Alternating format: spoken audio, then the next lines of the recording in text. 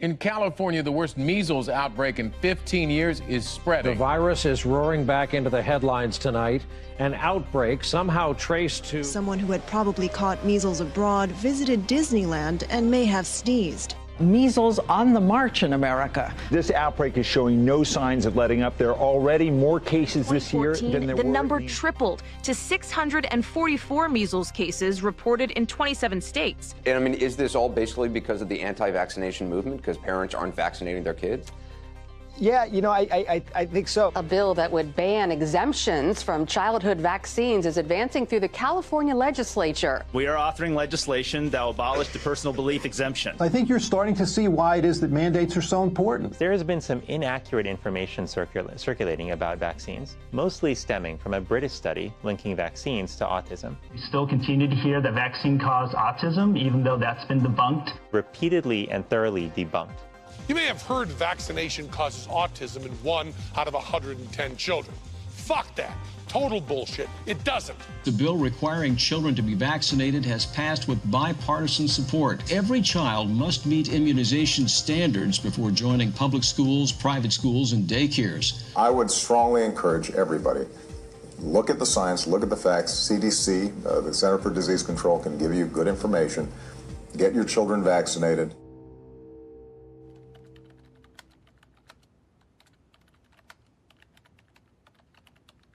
I have waited a long time to tell my story, and I want to tell it truthfully.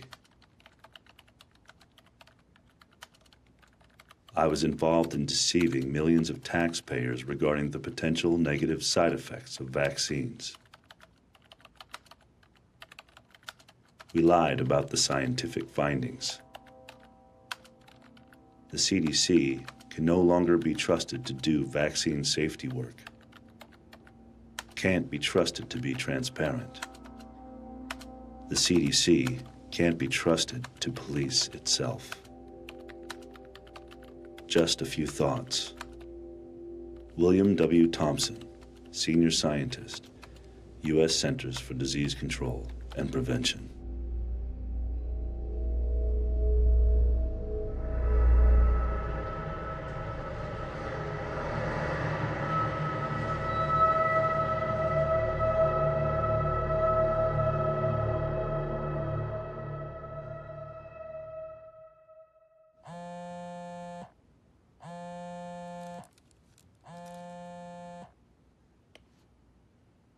Hello?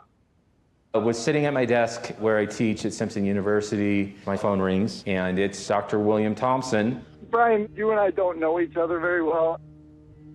I don't know how this is all going to play out. You have a son with autism, and I have great shame now when I meet families with kids with autism, because I have been part of the problem. My son, Stephen, was born in February of 1998. Steve, what does the cow say? Tweet, tweet. Doggy. Doggy. 2 weeks after his 15-month vaccines, then he lost all language. He lost all eye contact. You'd pick him up and he would just hang limp. This is a time where CDC was just starting to do these studies on vaccines and autism. As a scientist, I have over 60 technical and scientific publications in major international scientific journals. And I was contacting the CDC and was deeply critical of their studies. And so the CDC decided that the scientist who was going to interface with me at that time was Dr. William Thompson. Because I was on his back, because he didn't like what I was saying about the statistics, I received a letter from a CDC attorney in 2004 saying that I was no longer permitted to contact the CDC.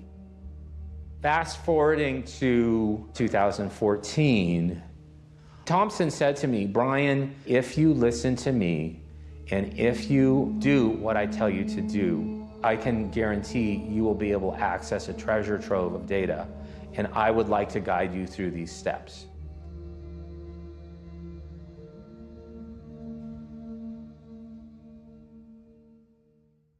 So I want to be a resource. I want to be valuable to you. I want you to have someone in the system. For years, I had been trying to crack this edifice of the CDC and just getting little glimpses of what was not right. The CDC has put the research 10 years behind. Because the CDC has not been transparent, we've missed 10 years of research because the CDC is so paralyzed right now by anything related to autism. I am a licensed clinical psychologist and a board-certified behavior analyst. In 1978, I want to say the prevalence of autism was about 1 in 15,000 children. It was a very rare disorder. I was working at a clinic at UCLA, which was pretty much the only known center for treating children with autism, and we had maybe 6 to 10 children who we were working with. Somewhere around the early 90s, shortly after I opened CARD, the growth of autism has been so high and so rapid that I've never felt like I could ever catch up anymore. From an official diagnostic perspective, the way that we define autism, we were looking at deficits in 2 areas. The first is social communication and social interaction. And in that area, we require 3 specific symptoms to be present. Symptoms such as no social emotional reciprocity, no non-verbal communication, that means eye contact, for instance, or no development of relationships. The second required area of deficit is the presence of stereotypic, repetitive, restricted behaviors. And these are things like hand flapping, body rocking, insistence on routines being the same. One of the new additions is the presence of a sensory dysregulation. If a child has an inability to sense things correctly, not necessarily hearing things the way we do, that could be classified as a symptom of autism. So if you have 5 symptoms, 2 in the area of repetitive behaviors and 3 in the area of social communication deficit, then you will get a classification of what's called autism spectrum disorder, ASD. We begin, though, as always, keeping them honest. Breaking news tonight, just hours ago, the British medical journal BMJ did something extremely rare for a scientific journal. It accused a researcher, Andrew Wakefield, of outright fraud. I got a call on the 19th of May 1995 from a mother telling me the story of her child, his regression into autism following a vaccine. And I said, how can I help you? I know nothing about autism. You've come through to the wrong number. And she said, no, doctor, my child has terrible gastrointestinal issues and no one will take them seriously. I was an academic gastroenterologist doing research with a particular interest in Crohn's disease and ulcerative colitis, inflammatory bowel disease. I knew nothing whatsoever about autism. When I was at medical school, it was so rare, we weren't taught about it. We heard a succession of stories which were very, very similar. Medicine is about pattern recognition, and there was a clear pattern emerging. So we decided, a group of us, including the world's leading pediatric gastroenterologists at the time, led by Professor John Walker-Smith, decided that these children merited thorough investigation. Well, Dr. Wakefield has been shown used absolutely fraudulent data. He created a fake paper. The journal allowed it to run. All the other studies were done, showed no connection whatsoever, again and again and again. So it's an absolute lie that has killed thousands of kids. And what we discovered and reported for the first time was this link between what appeared to be a novel type of intestinal inflammation and autistic regression in previously developmentally normal children. And among those, the majority had regressed into autism according to their parents following the measles, mumps, rubella vaccine. It wasn't our place to censor their story because it may be uncomfortable for public health. Our job was to report that story accurately in order that it might lead to further investigation. And the paper explicitly said, this paper does not prove an association between MMR vaccine and the syndrome described. More work is needed to resolve this issue. That was the conclusion of the paper. As an investigative medical journalist, I've spent the last 7 years working on one of the best medical talk shows in the world. We know in medicine that there have been many, many studies proving that vaccines do not cause autism. But the problem I have always had with that is thousands and thousands of parents all telling the same story. My child got a vaccine, usually the MMR vaccine, and then that night or the next day broke out in a fever. And then when they came out of the fever, lost speech, lost the ability to walk, basically regressed into what we know as autism and never came back. Doctors used to be told to listen to their patient. That was the cornerstone of medicine as we know it. But something's changed recently where the patient doesn't know what they're talking about. And these parents, with their story of their children, have just been written off as though they have no idea what's really going on with their child. I have 2 kids. And anyone that has children knows that when we first have babies, we are overly sensitive to every little hiccup, every cough, every sniffle. So to say that a parent was just unaware that their child had issues, and suddenly they realized 1 year later that, oh, they have autism, that doesn't make sense to me. And so I wanted to look into this story and find out, what is this disconnect between medicine, science, and real parents?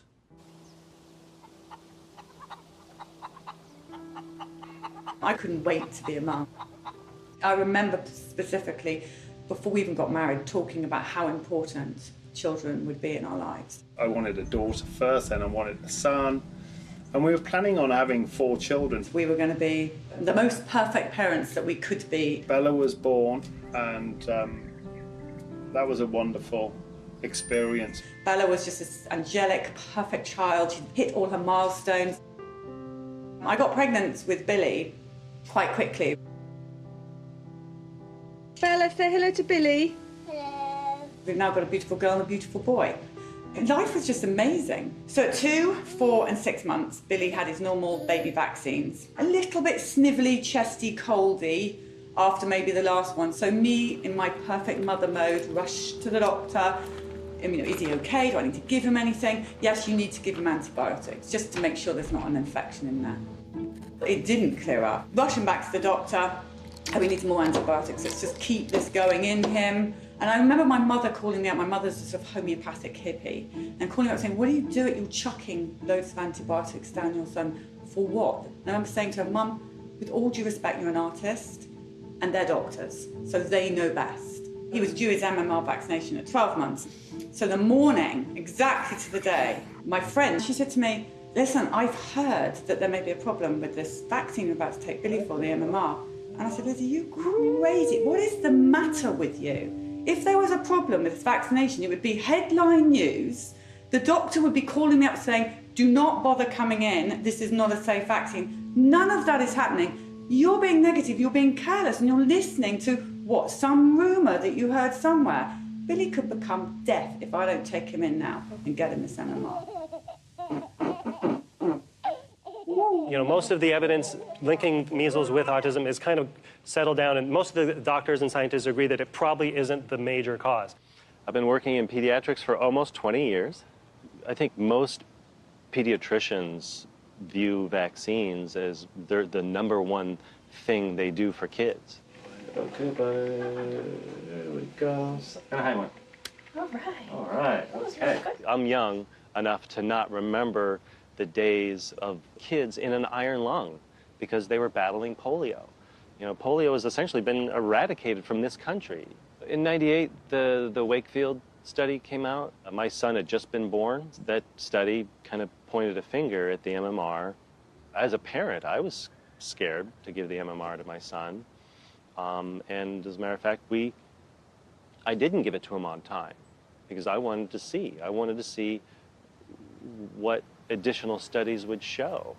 And over time, additional studies did show that, no, it's safe. And so he did get the vaccine. If everybody stopped vaccinating, we'd be going back to the dark ages.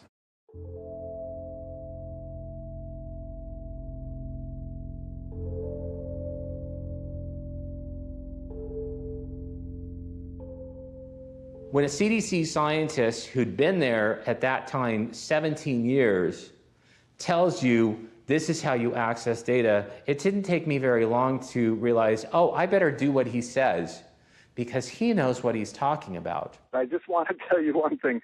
Right now, I'm sitting in a very pretty position in terms of providing you a lot of information. He asked me, what data sets are you going to request? And I said, well, I'm going to request 2 of the studies that you've done on thimerosal, the mercury-containing preservative that's used in some of the vaccines. And he said, well, that's fine, but I want you to request the MMR data set first. And this is the study by Frank DiStefano and his colleagues in 2004. It was the one study where we could end up creating a mess while the CDC tried to sort out something they couldn't understand. The day Billy got the MMR was a living nightmare. It was the worst day of my life, to be honest with you. I came in and I saw him lying in his cot, listless. He started this uncontrollable shaking. Imagine coming out of a frozen pond. His eyes were doing this and he was shaking like this. And I remember she grasped him and held him really tight to her chest. There's immediate fear in John and there's immediate, Mummy, this is not going to happen. I don't know what is wrong with you, but this is not going to happen. And we get to hospital, we rush him in, doctors are coming in and looking at him, and that's when they said, he's had a reaction, he's had a seizure, this is normal, this is common for many, many children who have this vaccination. It's absolutely okay, he's going to be fine. Nobody ever told me that there would be any side effect to any of the vaccinations my children had.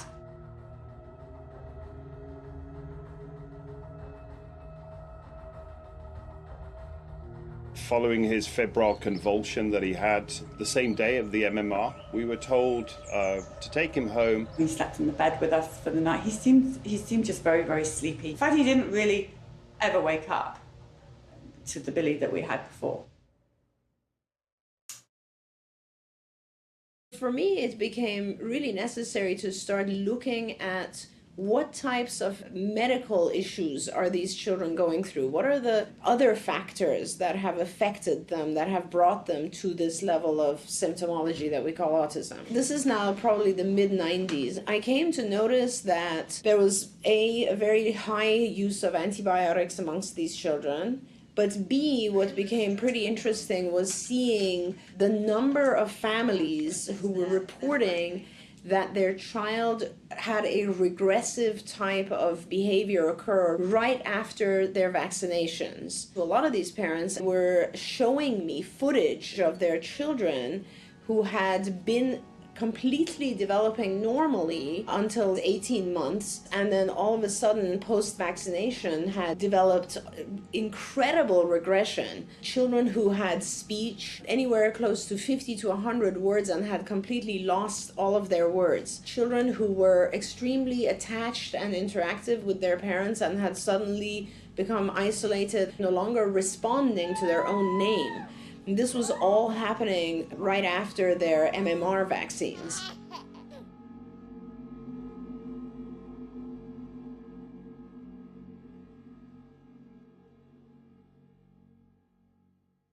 My oldest son, Ian, was born normal, developing normally. He was this beautiful boy, and we ended up at our 12-month visit, which is his 1 year.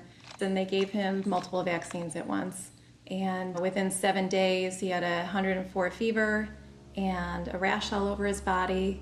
He had previously been noted in our videos, home videos, that he was walking and actually running at that point.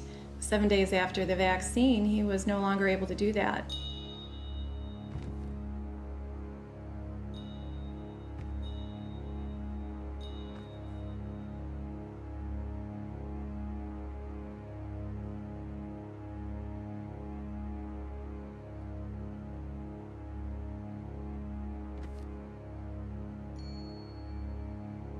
He was falling down. He became a really sick little boy. So the question for those of us investigating autism is age of exposure to MMR a risk for autism? And in order to understand why that might be, you have to understand something of the history of MMR vaccine.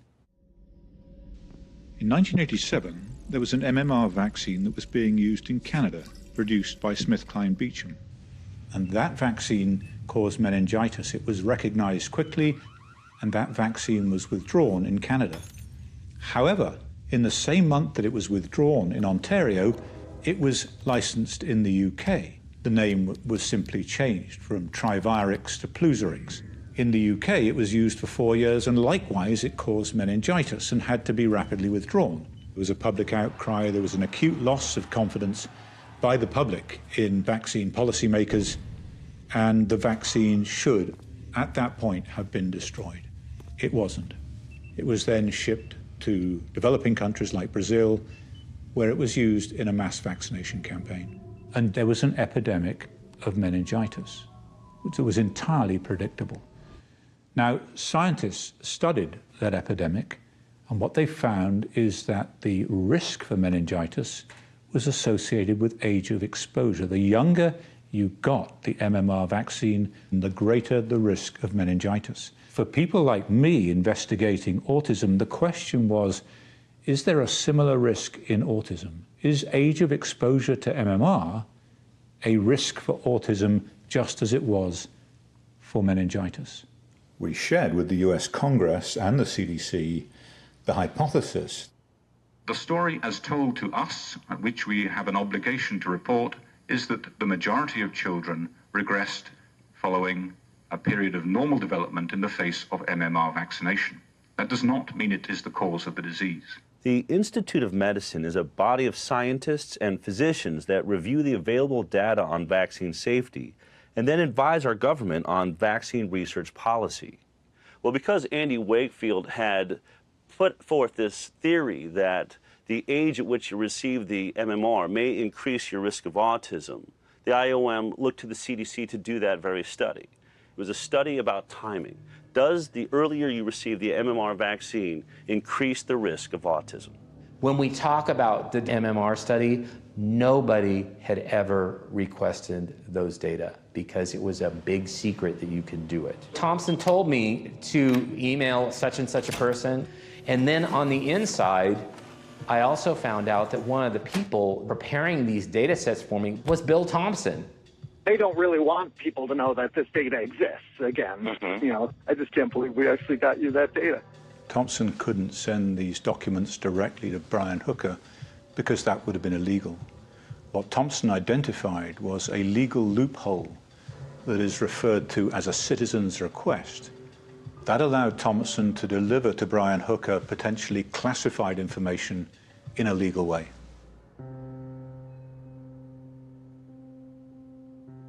You get checked in England with your babies at certain times, by health visitors. So at 9 months, Billy had his full-blown check, and it says no parental concerns, baby laughing, babbling, talking. So we passed that with flying colours.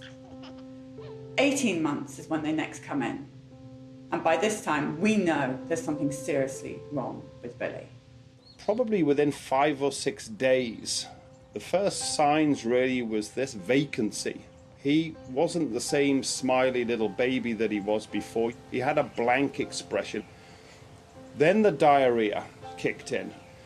His tummy started to get bigger and bigger, bloated, rock hard bloated tummy.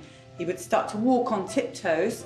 His hair fell out, and this dreadful high-pitched scream, sort of whiny scream developed from him. And then came the head banging, the constant banging against his crib, the constant banging against the floor or a wall or anything that he could find to bang his head on. He would thrash it and thrash it. John and I would lie in bed at night just listening to this thud, thud, thud. Thud. There's nothing. He's now not even noticing his sister who he used to play with. John comes through the front door after work. No recognition that we were his parents or this child even belonged to us. Nothing, gone.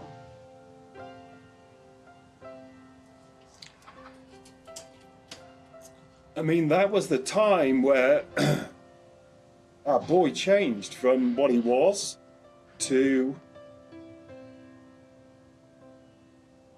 a real tragic, tragic case of a child who regressed into this autistic state and lost everything. Lost everything.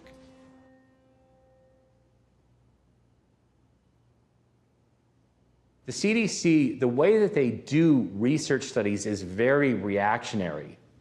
They look at something that's creating a press and creating a buzz that could actually lower vaccination rates, and that's what they study. They don't study vaccines proactively.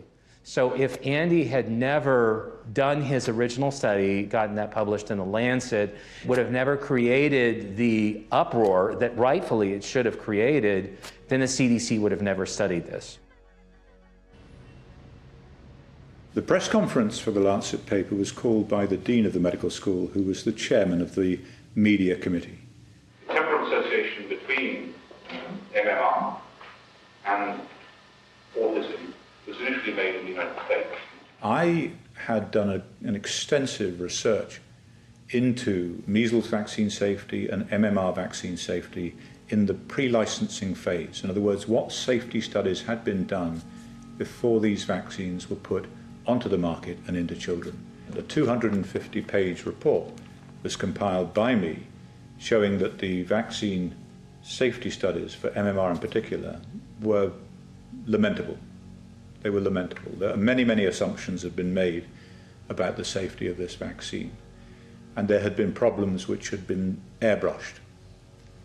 So I wrote to my colleagues and the Dean, and I said, going forward, there are going to be questions about what parents should do next. I cannot, in due conscience, support the continued use of the MMR vaccine, having done this research. I said I will continue to vigorously support the use of the single vaccine, but can no longer support the use of the triple MMR vaccine. So the Dean, as chairman of that committee, had three choices. He could have not had a press conference. He could have banned me from the press conference. Or when the question came up, as inevitably it would, what do parents do next about vaccinating their children? He knew what my response would be. He could deflect the question to someone else. When the question came up on the day, he directed it straight to me. To assure you, we are not at all somehow exception of the need for measles vaccination, but we are all agreed on. That is extremely important. All I recommended at that press conference was that parents opt for the use of the single vaccines, single measles, single mumps, single rubella, until the issue had been resolved scientifically. What happened when I made that recommendation, unilateral decisions were made by the government in the UK to withdraw the importation license for the single vaccines, Merck opting in the US to cease the production of the single vaccines, giving parents no option. I said to a senior representative of the Department of Health, why, if your objective is to protect children against serious infectious disease, why would you take away the option of how parents do that? And she said, because if we allowed parents the choice of single vaccines, it would destroy our MMR program. In other words, the concern was for the protection of the program over and above the protection of children.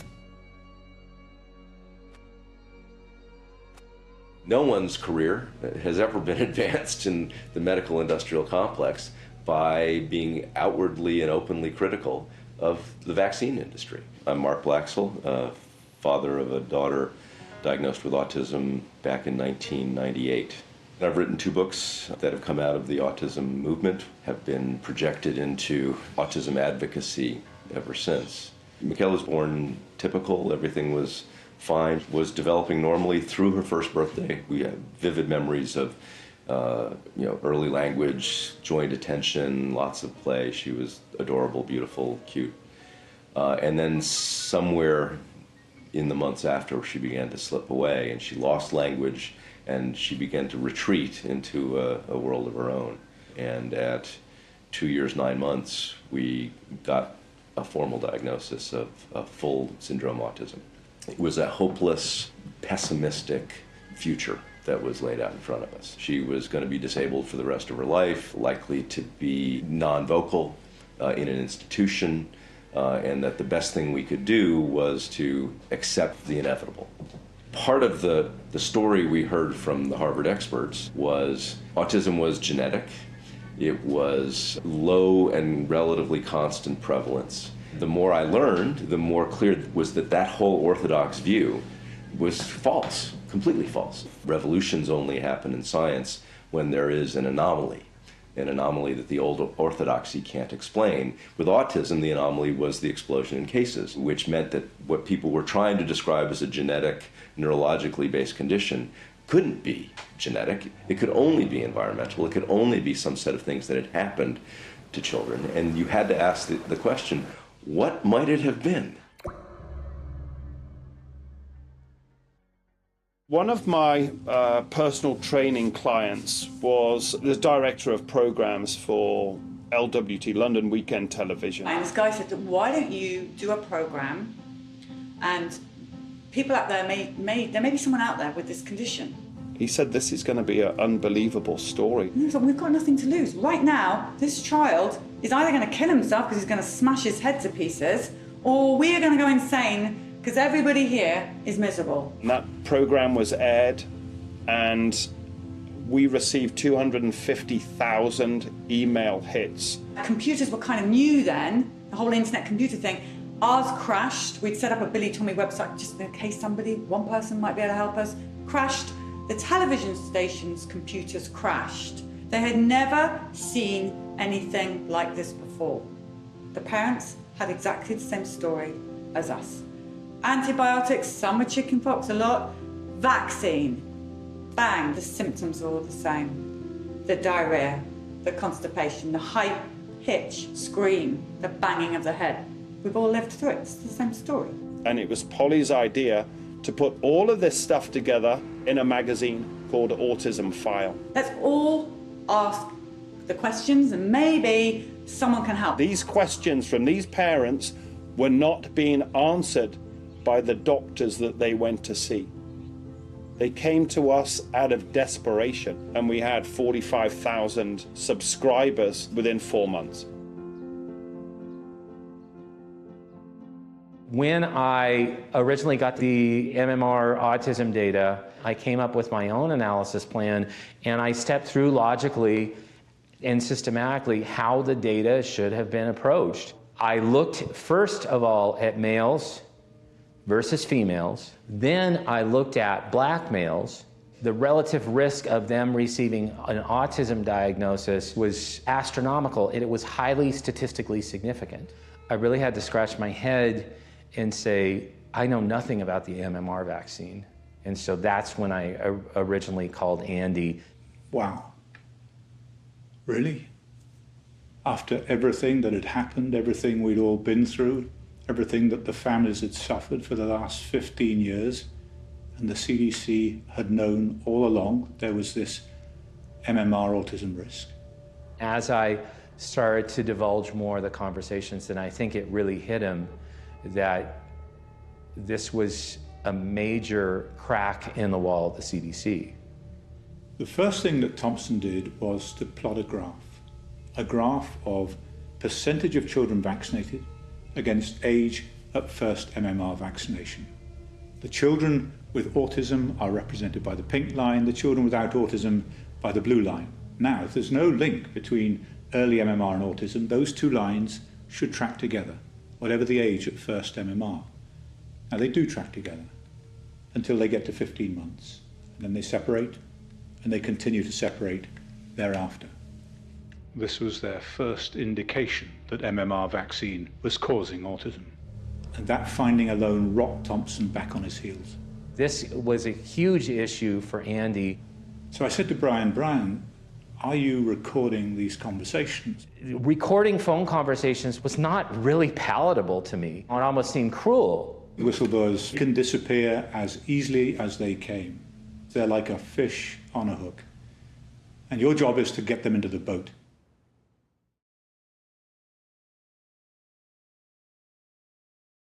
Temple walked at 12 months, so he had been walking for an entire month before we went in for the next set of vaccinations. The minute we walked into the pediatric office, Lou, his twin, she's screaming her head off. I mean, she knows what's going on. She doesn't want the doctor touching her. I look up, and there she's got the shots lined up. 3 for him, 3 for her. By the second shot, Lucinda had flipped herself over, so I had to stop looking at what I was doing, unstrap her, get her out. Well, the minute I get her out and I calm her down a little bit and I look over, he's screaming. I look at the shots, and I notice that one of hers was gone.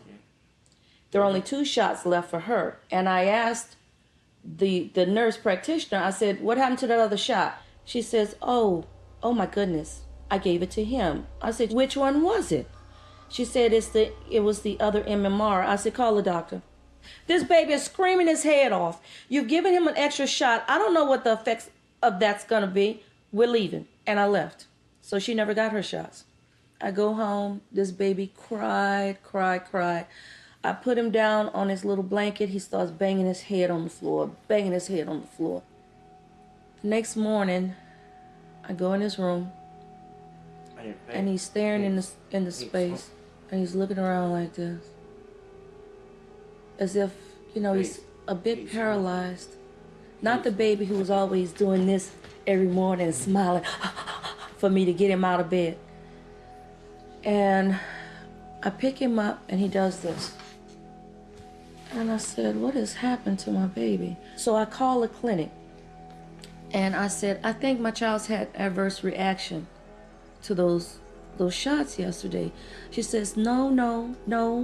I'm waiting for a representative from Merck. I don't think it was a reaction to that.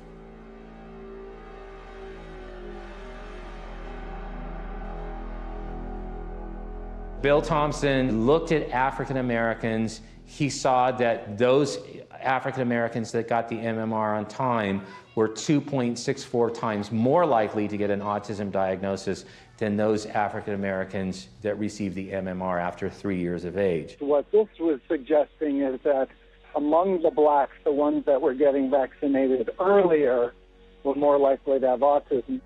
At that point, the group of researchers that was working on this particular study, they were having weekly meetings. Colleen Boyle, who was the head of developmental disabilities branch, and Marshalyn Jurgen Alsop, who was one of Thompson's direct supervisors, Frank DiStefano, who was the head of the immunization safety office, and then a postdoctoral research associate named Tanya Bassin.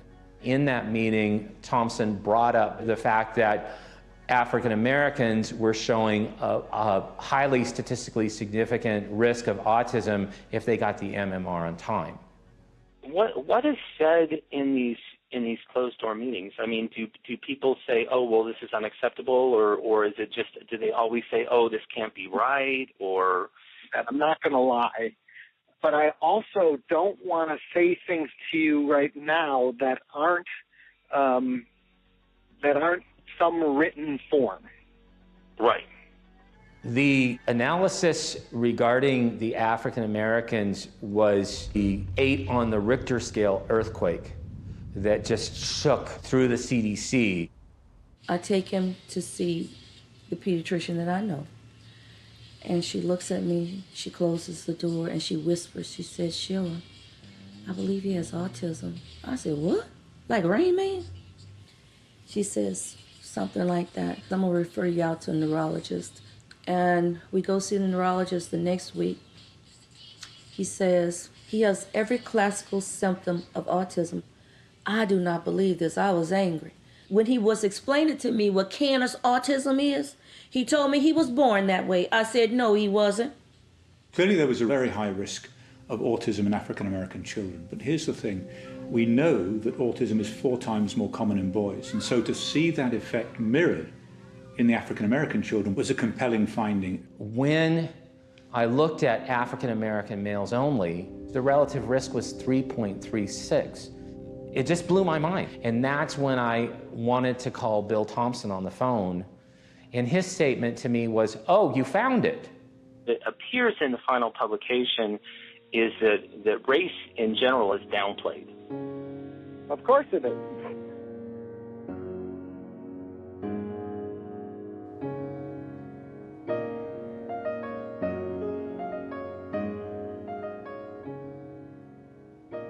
Temple's twin is amazing.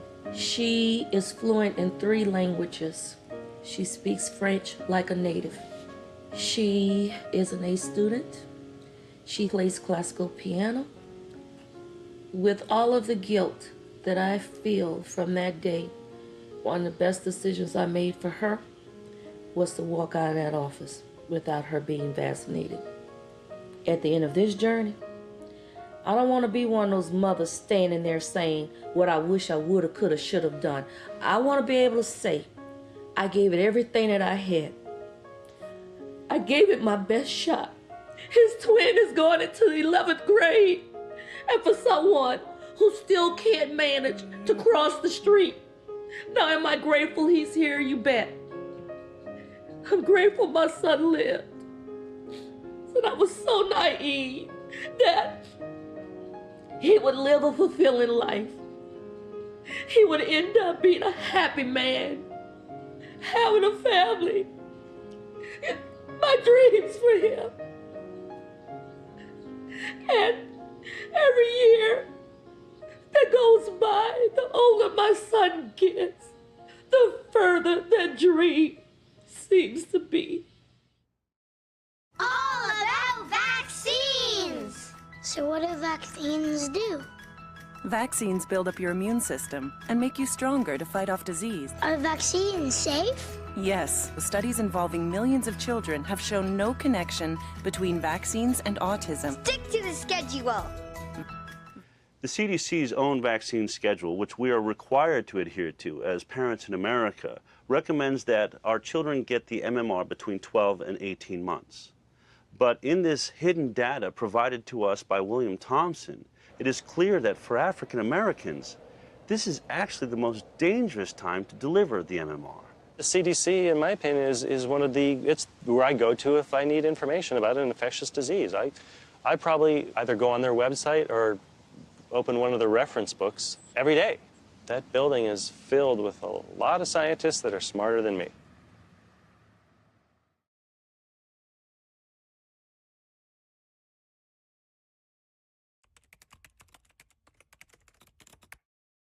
The analysis plan is one of the most important parts of a scientific study.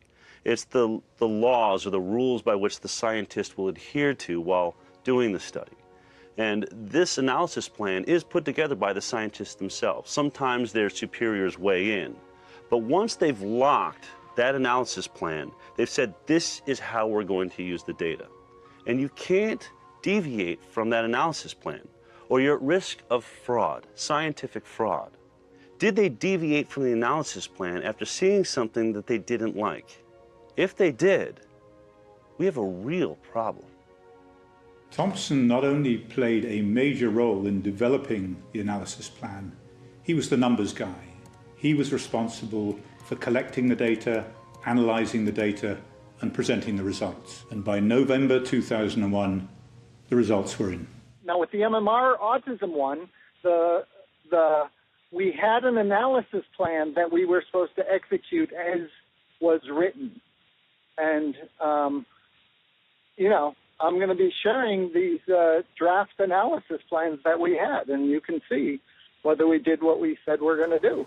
That analysis plan had been agreed upon not only by the co-authors, but also CDC superiors. In order to conceal the effect of the MMR, what they had to do was to reduce the number of children in the study in order to reduce what is referred to as the statistical power. That is, the ability of the study to detect a difference if one genuinely exists. In the analysis plan, they had agreed to use 2 sources of information. The first was the children's school records, and the second was the children's Georgia birth certificate records. So while every child in the study had a school record, only half of the children in the study had a Georgia birth certificate record because the other half had been born in other states. So the analysis plan was explicit. Information on a child's race was to come from their school record. But when confronted by data that revealed an increased risk of autism in African American children, so they deviated from their analysis plan. They chose to get the race data not from the school record, but from the Georgia birth certificate record. Instead of having 3,000 individuals in the study, it went down to about 1800. The relative risk went down from 2.64 to 1.8, but more importantly, that relative risk was no longer statistically significant. I now ask you to step forward to receive your prize from the hands of His Majesty the King.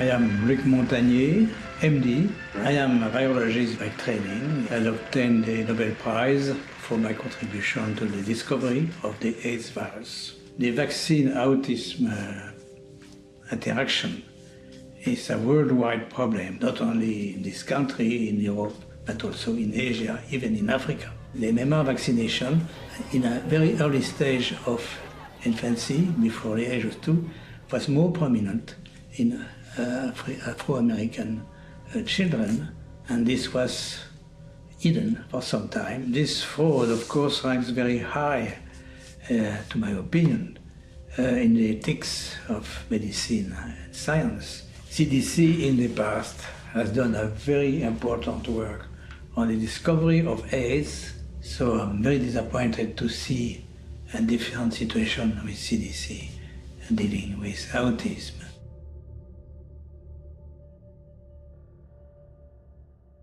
Shortly after Julie Gerberding became head of the CDC, I began to communicate with her and ask her to come to my office. There didn't seem to be objective research going on. There was the CDC trying to promote vaccination for children, and then they were doing the safety research themselves. In CDC's judgment, the best public policy is to continue vaccination unchanged while aggressively working to try to identify causes of developmental disabilities. The CDC, I just thought, was institutionally conflicted. The CDC can't take money directly from pharma, but they can set up a foundation, and the foundation can attract donations from commercial interests, and does. Merck, GlaxoSmithKline, now Pfizer, Sanofi, Aventis have huge multi-billion-dollar vaccine businesses. They're profitable, they've grown because some of these new high-tech vaccines that are patented, that are high-priced, get protected by this little cocoon of regulatory capture in HHS, and are guaranteed multi-billion-dollar franchises. When I was working at Merck, I was a sales rep for Vioxx. The whole scandal started when it was discovered that Merck had manipulated data and covered up the fact that Vioxx actually caused twice the amount of heart attacks and strokes than the placebo. What I learned from that experience was just because things are on the market does not mean they are safe. I think we get into a very dangerous territory with vaccinations. If a drug company gets just one vaccine added to the schedule, they can make upwards of $30 billion in 1 year. It's no secret. I think they've published their intention, which is they want to create an environment of constant vaccination from cradle to grave. They want infant vaccines and expanded flu shots, DTaP boosters, Gardasil shots, meningococcal shots. They want adult vaccines. They want you and me to come in and get a constant barrage of shots. And then they want vaccines for the elderly. We have a highly profitable product because the safety testing isn't as rigorous as a normal pharmaceutical drug. The gold standard is double-blind, placebo-based, long-term study. And that just isn't done with vaccines because they're classified in a different way as a public health measure. And they haven't been tested in combination with other vaccines. Yet doctors give 6 to 9 doses per visit. It's insane. If pharmaceutical drug was tested like this, it wouldn't be on the market. But because it's a vaccine and the safety testing is less rigorous, our children are being experimented on. I don't like to look at autism from a behavioral perspective. I look at it from more of a what causes it in each child. When I want to define autism, I have to say that it's the inability to detoxify the way you're supposed to, or at the rate that you're supposed to. And it all has to do with this toxic overload. These children are not detoxifying from the vaccinations. Same thing with GMO products. The pesticides in our food, if I can prevent the child from being exposed to more toxins, then when I'm teaching the child, at least the child's getting better and not continuously getting worse. Without a doubt, what's happened to Billy has changed his life.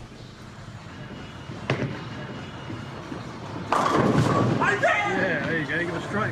What I have on my hands now is a 19-year-old man. He's 6'2". He is volatile. On good days, Billy is brilliant. He's an angel. On bad days, the slightest thing can trigger him, and he's scary. I'm going to go downstairs and get Billy, Daddy right now. You need to stay up here, okay? I'm going to kill Daddy right now. Bill, listen to me. I'm going to stay with you up here, and you're going to try and calm down, okay? The reason they become aggressive and dangerous in some cases is because they have no ability to communicate. Because Mummy asked Kent for Kent bringing the sweet corn and then bringing the chickens here.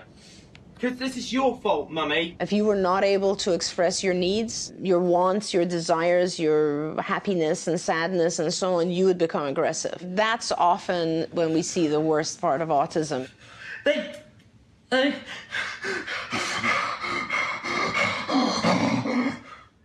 We had to occupy his room and use his video player.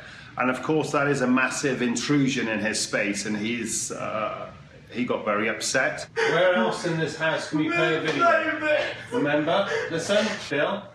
Push the stress level, Philly. It's level down! Bill, don't touch Danny. Out there, there's millions of me's, there's millions of polytomies with vaccine-damaged children. I am telling you this because I do not want you to live the life that I've led. I do not want you to go through the pain. I do not want to see you suffer or your family suffer. That is why I'm telling you. I have no other reason to tell you about it. It's not my concern. My kid's already damaged.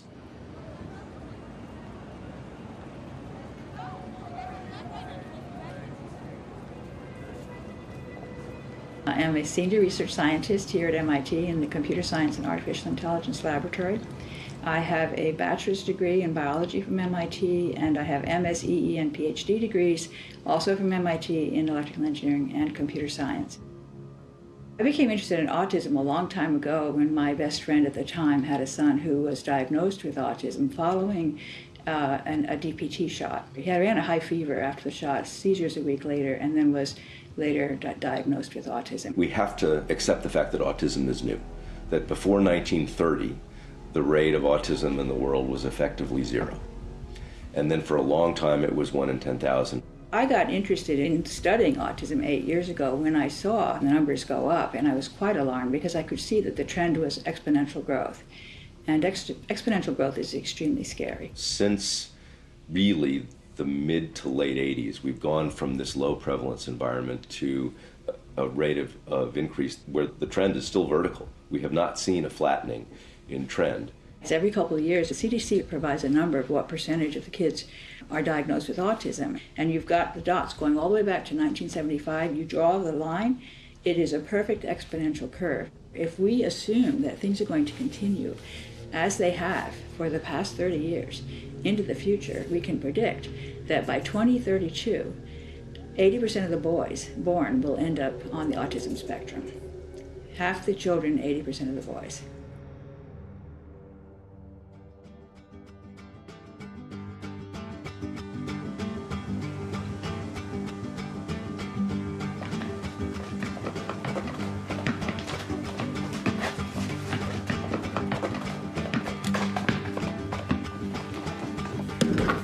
If you think this vaccine is only a problem for African American kids like me, you're wrong.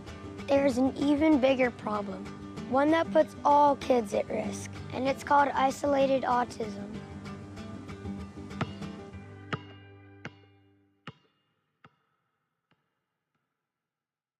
When the CDC researchers set out to do the study, they asked themselves the question, if early MMR vaccine causes autism, in which children would we be most likely to find this effect? Their answer is children with no developmental concerns for the first year of life, children who were perfectly healthy until they received their MMR vaccine. They called this group isolated autism. Now, this does not refer to an isolated case of autism or an isolated group with autism. They isolated autism out. These were children who had no comorbid conditions apart from their autism. No cerebral palsy, no mental retardation, no visual or hearing impairment, no epilepsy, and no birth defects. This risk group includes essentially every healthy child in the world. I'm a single father raising a 15-year-old, severely autistic, nonverbal teenage daughter. When she was 15 months old, she received a round of vaccines that included the MMR and the DTaP. She developed a high fever. When the fever broke, she lost everything. My daughter was 6 weeks old when I took her in for her vaccination. 2 hours later, she had a 5-minute seizure, and 2 hours after that, she had another 5-minute seizure. Mama's here. Come on, come on. Come on, you're okay. You're okay. Come on, baby. Come on, babe. Come on. You can do it. Come on, babe. Come on out. Come on. Come on, baby. Come on. Keep breathing. Come on. Come on, come on, come on. The vaccination gave her severe brain damage, and she had seizures every day for the rest of her life until she died in my arms at the age of 15. There is no good reason to choose not to get a vaccine. He got his MMR and he got his DTP, and within days, he stopped talking. Projectile vomiting, convulsions. He went blind in his left eye. Vaccines took our healthy, happy baby and made him unwell. She lost all acquired speech. He lost his speech, he lost his eye contact, like the flick of a switch. If vaccines were unsafe, I think this would be an interesting and reasonable discussion. Obviously, some minority get hurt by this stuff. I don't understand why this is controversial. Vaccines are safe. Get vaccinated. It's like, you know what? Shut the fuck up and let me take every vaccine that Merck wants to shove down my throat. Autism is not a side effect of vaccine, or to say it another way, because some people don't hear this well, vaccines do not cause autism. Hear this well. Hear this well. Please hear this well. Hear this well. Vaccines can and do cause autism. My grandson, daughter Lily, and my daughter. My son was fully vaccinated. My son Jackson. I had a healthy, typically developing boy. Please hear this well. vaccines cause autism. One day everyone will know the truth about vaccines. Hear this well.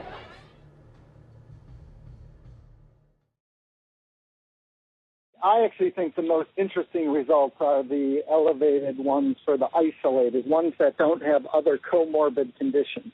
The effect is where you would think it would happen. In isolated autism, he saw a very, very strong effect specific to those kids that got the MMR on time.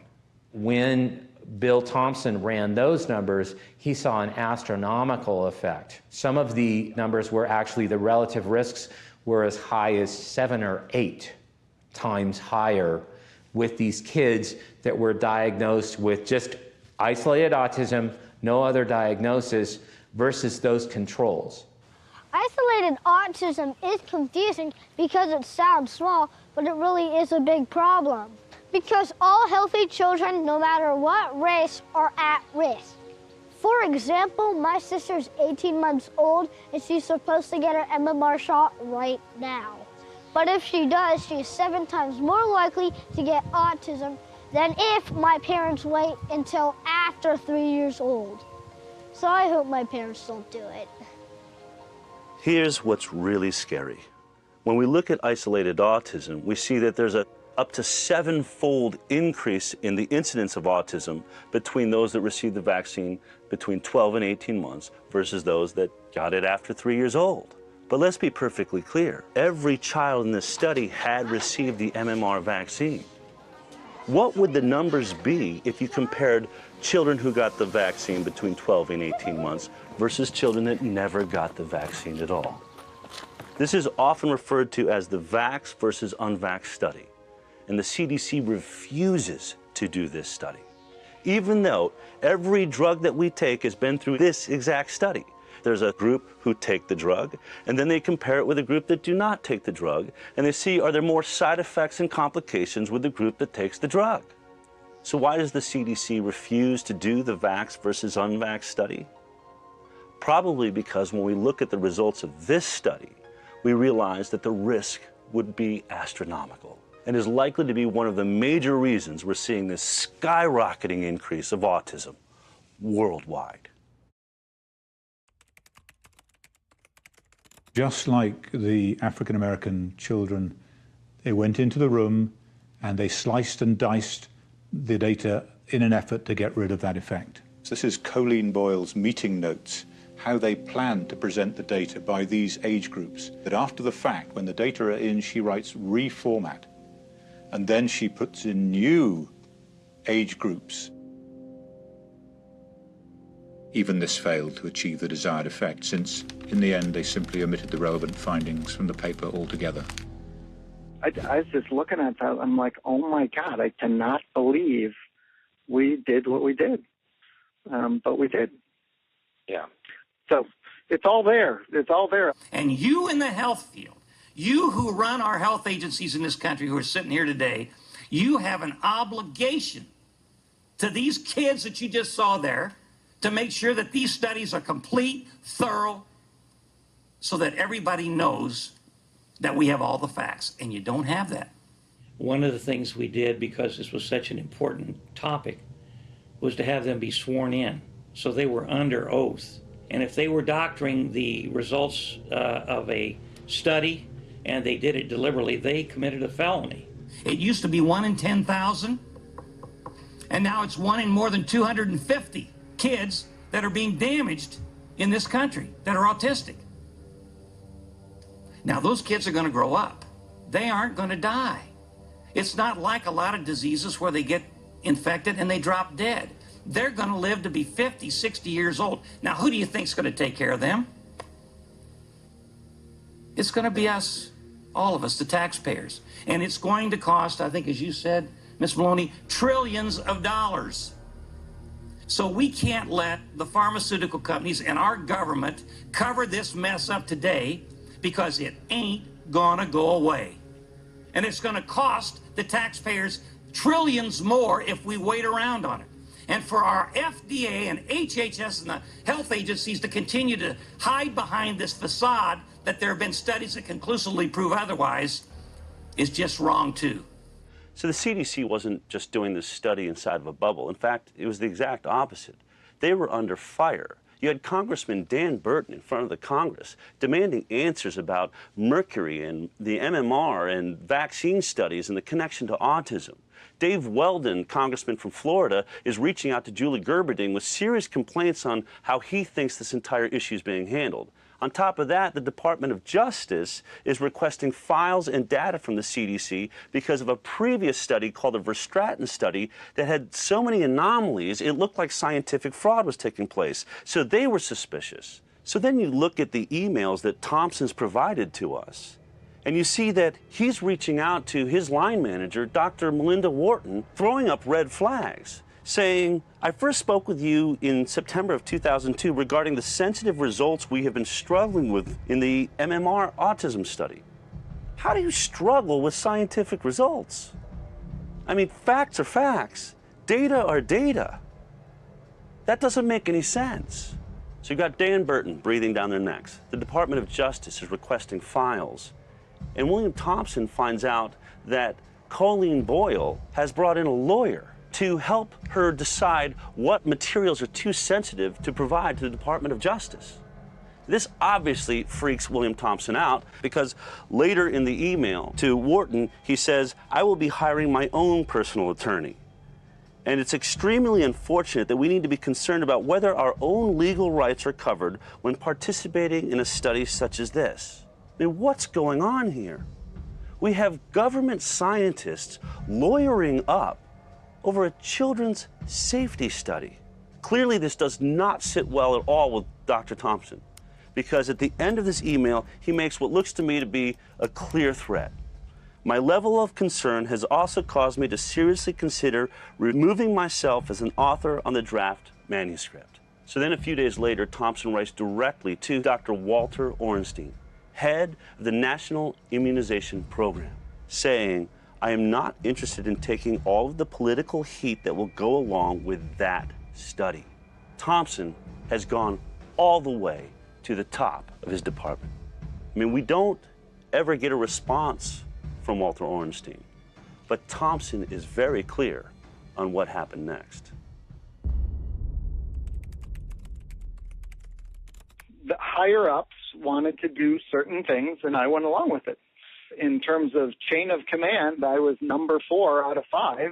Dr. Thompson talked about destruction of documents, and that in fall of 2002, There was a meeting with the trash can rolled in, and they selected documents to be destroyed. I led all the analyses with the DiStefano thing. Literally everyone else got rid of all their documents, so the only documents that exist right now from that study are mine. These documents were no doubt federal records. They were very important documents because they showed a very strong statistically significant effect. He felt that, quite rightly, it would be illegal to destroy those documents, and so in his office he kept not only the hard copies, but the computerized files for that study. There was a dramatically different result presented before and after the time frame that Thompson alleged that these data were destroyed. If I never had the documents before October 2002, there would be nothing that would show that they actually had the results in hand and they decided to destroy those results. I filed a formal complaint to the Office of Research Integrity in the Department of Health and Human Services. I heard back not long after the complaint was filed, and the letter basically stated that every co-author except for Dr. Thompson denied that any such meeting was scheduled. They denied that any material was destroyed or thrown away. They were calling Dr. Thompson a liar. It was their word against his. Dr. Thompson predicted that this would happen. There's things I haven't even shared with you because I can't prove it. And that's what I struggle with. I don't want to share things with you that I can't prove, that there aren't hard records, because I am worried that the other 4 people will collude and say, no, that's not true. Dr. Thompson provided meeting notes to me for precisely the time where the co-authors are claiming that no meeting took place. That's what I keep seeing again and again and again, where these senior people just do completely unethical, vile things, and no one holds them accountable. So look, once you have the data, a scientific study like this is a relatively simple process. You just run the data, you get the results, and then you publish those results in a paper. In their own analysis plan, this study was only supposed to take 6 months, from May 2001 to December 2001.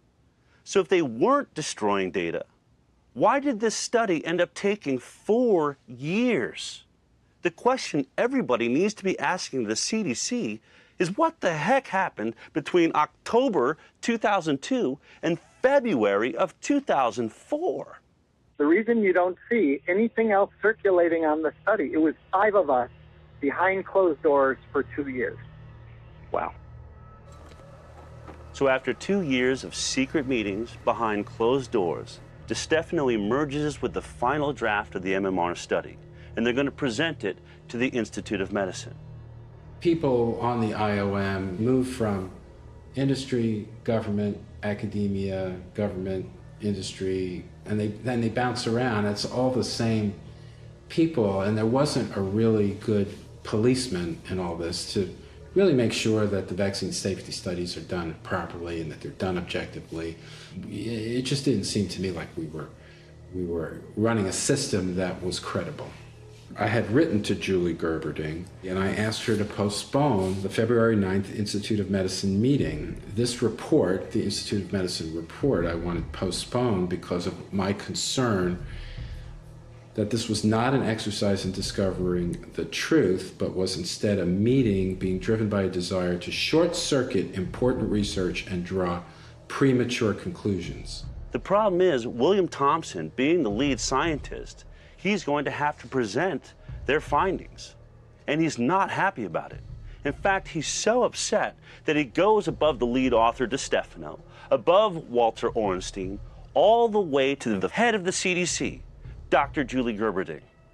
And in an email, he says, "Dear Dr. Gerberding, I will have to present several problematic results relating to statistical associations between the receipt of MMR vaccine and autism." Basically saying, I'm not going to continue this lie. If you put me up there, I'm going to tell the truth. Thompson was originally scheduled to provide a briefing because he basically told Director Gerberding that he would have to say that there is a causal association. He was switched at the last minute with Frank DiStefano, who was able to report to the IOM falsely We have found no association between MMR and autism. The IOM was the point of no return, and so deprived of the truth, the IOM declared MMR vaccine safe. It was a rush to judgment to shut the door permanently and completely on the MMR autism link. It's absolutely appalling that much of what I said turned out exactly to be true. They were trying to short circuit the research. It's the lowest, it's the lowest point in my career that I went along with that paper. After their brilliant work on the MMR study, DeStefano and his team received an award from the Department of Health and Human Services. And then several years later, Dr. Julie Gerberding received an award of her own, a high-paid job as head of the vaccine division at Merck. Clearly, Merck appreciated the work she had done investigating their vaccine.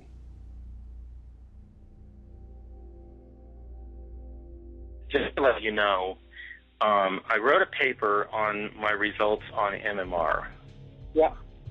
And it will include something that I got from you. Brian was about to publish a paper using data that could only have come from an inside source at the CDC, a whistleblower. And from that point forward, William Thompson was a marked man. Andy approached me and said, it's time to publicize a CDC whistleblower.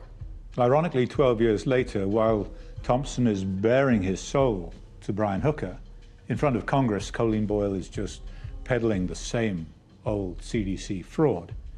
But this time it's to a new player, and that's Congressman Bill Posey from Florida.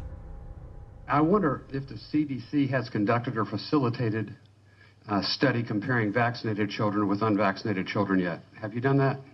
We have actually done a number of studies looking at the relationship between thimerosal vaccines and autism and other developmental disabilities. The lies from the CDC were still the same. The difference now is we had William Thompson. Vaccines and their components did not increase the risk for autism. My time's very limited here. So clearly, definitely, unequivocally, you have studied vaccinated versus unvaccinated. We have not studied vaccinated versus unvaccinated. Oh, okay, actually, never mind. Just stop there. That was the meaning of my question. You wasted 2 minutes of my time. Brian had also submitted a related paper to a journal called Nature Neuroscience, and in that paper, he had specifically referred to an unnamed source at the CDC. And my worst fears were realized when a journalist from Nature Neuroscience contacted the CDC, contacted Walter Orenstein. The message went on to Frank DeStefano, who sent it out to the co-authors saying, keep your heads down, this may be coming your way. The fear was all of a sudden we'd be dredging the river for Bill Thompson. So I said to him, Brian, we've got to do three things. We have got to get Thompson a whistleblower lawyer. We've got to make sure that his documents are with Posey, and we've got to reveal his name. Whistleblowers are in danger only as long as the only people who know their identity are their enemies. Do vaccines cause autism? In the last 30 years, the childhood vaccine schedule has tripled, while the U.S. autism rate has skyrocketed from 1 in 10,000 to 1 in 50. Dozens of published research papers show that, yes, vaccines and autism are linked. Yet the debate rages on, in part because of the 1986 National Childhood Vaccine Injury Act, passed by Congress as a result of pharmaceutical lobbying. It shields drug companies from liability for injuries and deaths caused by the vaccines they manufacture. Vaccines that the federal government admits are unavoidably unsafe. Instead of suing the pharmaceutical company directly, parents are forced to petition the Department of Health and Human Services, and if federal health officials oppose compensation, the case is argued before a special master in the U.S. Claims Court. Many refer to this as vaccine court. Here are some shocking facts about the so-called vaccine court. Pharmaceutical companies do not have to participate in the proceedings at all. Taxpayers pay for all damages. The U.S. Department of Justice acts as the government's lawyer, with taxpayers footing the bill for their defense.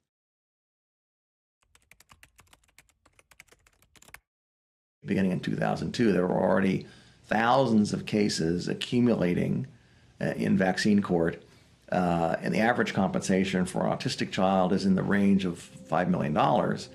So just do the math. The government was facing several $100 billion, possibly $1 trillion in liability as the autism epidemic grew.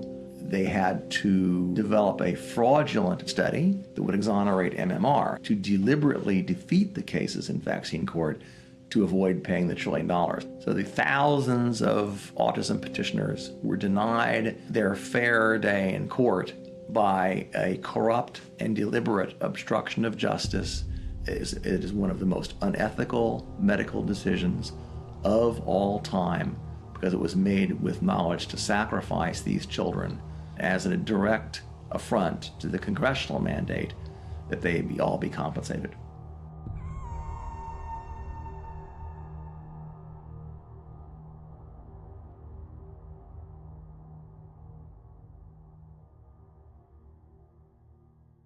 In the fall of last year, I got a call from an inside source who told me that in 2 weeks there's going to be a whistleblower from the CDC who's going to come out and say that the CDC had committed fraud on the MMR study and that they knew that vaccines were actually causing autism. I mean, that's a huge story. Unfortunately, it was a story I would not be able to tell on a medical talk show because a lot of our funding was coming from the pharmaceutical industry. And we were also very good friends with the CDC, who had appeared on our show many, many times. But I knew that once this story broke, 2 weeks later, that the mainstream news media would pick it up. Fox would be on it, CNN would be on it, MSNBC. And we're talking about the biggest medical story in the last decade or two, at least. So that 2 weeks came. I saw the video that was posted by Andrew Wakefield and Brian Hooker, and I heard the words of William Thompson and his confession. Oh my God, I cannot believe we did what we did. But we did. It's all there. It's all there. And I watched the blogosphere go crazy. Tweets, Facebook, social media, everybody talking about it. But not one mainstream media source went anywhere near the story. In fact, on CNN, someone put the story up on iReport, and CNN took it down. And at that moment, I realized, wait a minute. Not only is my medical talk show being produced by the pharmaceutical industry, all of television is. We were never going to get this story. But we certainly did get a story. A highly contagious measles outbreak. Major outbreak. Measles outbreak. Measles on the march in America. This outbreak is showing no signs of letting up. But in 2014, the number tripled to 644 measles cases reported in 27 states. It's really amazing to consider the number of cases of autism every year and to contrast that to, let's say, the number of children who acquired measles by going to Disneyland. It's a tiny number of children who acquired measles, and it's a vast number of children who are being diagnosed with autism every day. We don't know what causes autism. I mean, that's fair to say. We're not sure as a scientific community what causes autism, but we know that vaccines do not. Now, I'm not saying that Sanjay Gupta is a bad guy. In fact, I think that he tries to do a lot of good, just like many doctors do. But if they're being lied to by the scientific body that provides them with their information, what happens to all of us?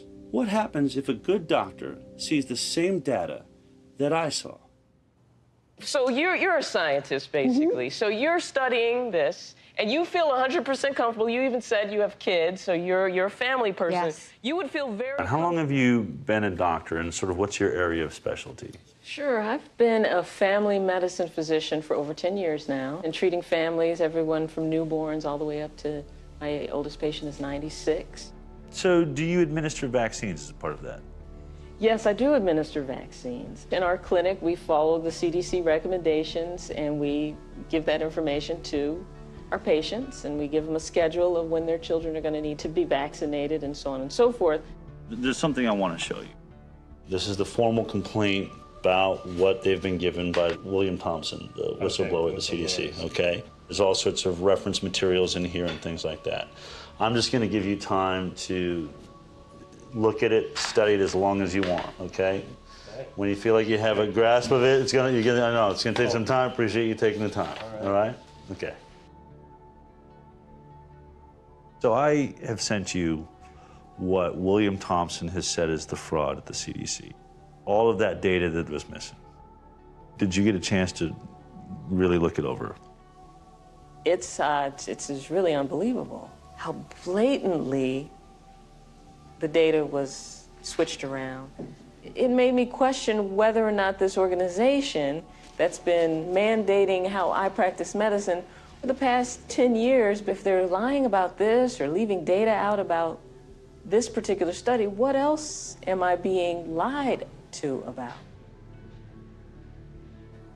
I'm still trying to digest it because this study, which was used to kind of give the definitive answer to us pediatricians that, oh, the MMR is not related to autism, I kind of feel like I've been lied to. When they set out to do the study, they wanted to look at the data and interpret the data. But then there's a piece of data that they chose to ignore. The data they excluded was really, really significant. Think about it, it's a big deal. It is a big deal for a physician to have to deal with the fact that for the past 10, 20 years, we've been potentially destroying the brains of children. Everything I've been telling my patients for the last 10 years has been based on a lie and a cover-up. Parents making decisions about their children's health deserve to have the best information available to them. They should be able to count on federal agencies to tell them the truth. Once Brian and I had outed Bill Thompson, he got himself a whistleblower lawyer. He provided all of his documents on the fraudulent CDC study to Congressman Posey, who then went before the Congress. Considering the nature of the whistleblower's documents, as well as the involvement of the CDC, a hearing and a thorough investigation is warranted. So I ask, Mr. Speaker, I beg, I implore my colleagues on the appropriations committees to please take such action. Thank you, Mr. Speaker. I yield back. It's now been 7 months since Congressman Bill Posey urged the Congress to subpoena Bill Thompson, and they have done nothing.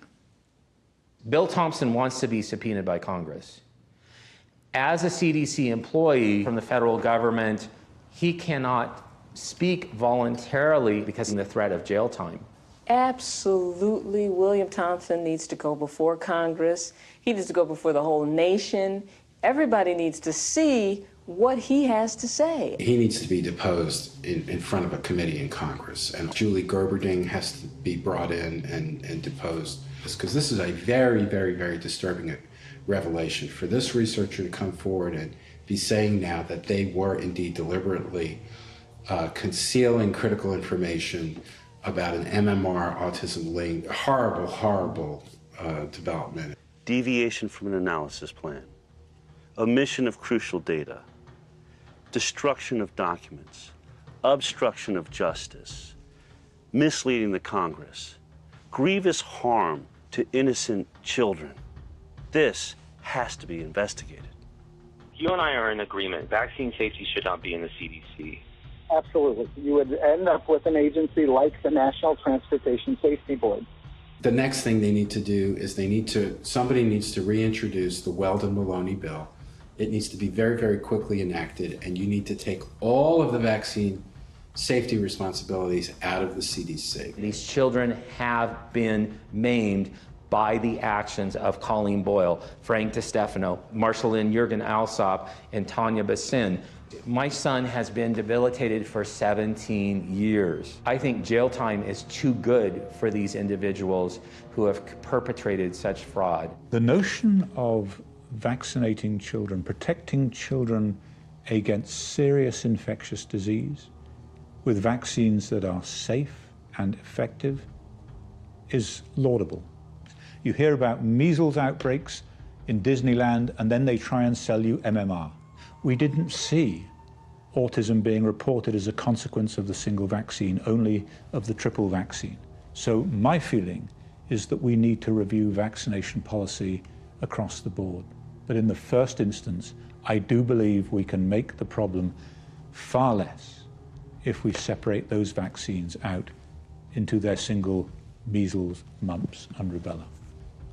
I just cannot imagine what it will be like if we really do face a future in which half the children born end up on the autism spectrum. I mean, it will be so disruptive of the school system. There'll be so little money to be able to spend on the normal children to help them, to bring them up and to educate them. We're just going to have extremely sick children and parents that will be so distracted by the challenge of bringing up these children that are so sick that our society will not be able to focus on anything else. The implications of that for our country, for our competitiveness as a nation, for our economy are massive.